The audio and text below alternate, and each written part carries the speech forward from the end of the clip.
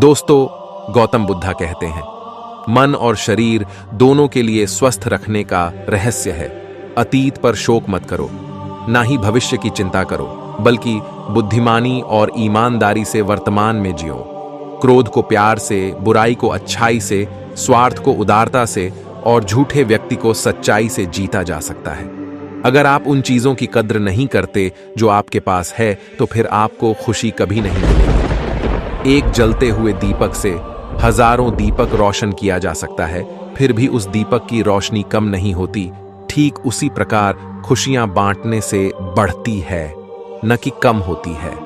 मनुष्य कितना ही गोरा क्यों ना हो, परंतु उसकी परछाई हमेशा काली होती है। इसलिए यह अहंकार मत कीजिए कि सिर्फ मैं ही श्रेष्ठ हूं। बोलो नमो बुद्धाय।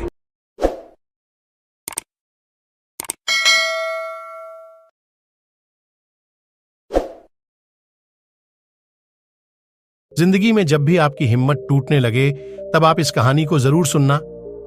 एक बार एक नंगा फकीर एक गांव में आता है और जोर जोर चिल्लाकर कहता है, जो मांगोगे वो पाओगे। सभी लोग उसकी यह बात सुनकर उसे नजरअंदाज कर देते हैं। कभी एक लड़का उस फकीर के पास आकर कहता है कि बाबा, क्या आप मुझे वह दे सकते हो जो मैं चाहता हूं? तब फकीर बोला, हाँ बेटा, लेकिन इसके लिए तुम्हें दो बातों का ध्यान रखना होगा। पहला समय और दूसरा धैर्य।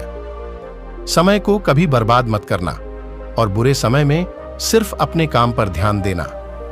फिर जो तुम चाहोगे वो सब तुझे मिलेगा। कम बोलना क्यों जरूरी होता है? चुप रहने के फायदे क्या होते हैं? इसी सवाल को एक दिन गौतम बुद्ध से मिलने आए एक व्यक्ति ने बुद्ध से पूछा। व्यक्ति बोला, बुद्ध, आप इतने मौन क्यों रहते हो और इसके फायदे क्या होते हैं? बुद्ध बोले, तुम्हें चुप रहने के फायदे जानने हैं ना? तो सुनो। जब कोई व्यक्ति जरूरत से ज्यादा बोलना शुरू करता है, तब उसके आजू बाजू वाले लोग उसे मूर्ख समझते हैं। वही जो व्यक्ति शांत रहकर कम शब्दों में सही बात करता है, ऐसा व्यक्ति लोगों की नजरों में सर्वश्रेष्ठ कहलाता है।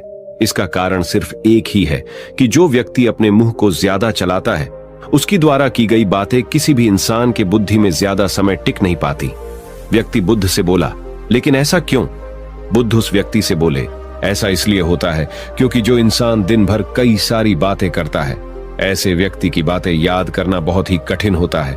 इसीलिए मौन रहना सबसे लाभदायक होता है। नमो बुद्धाय।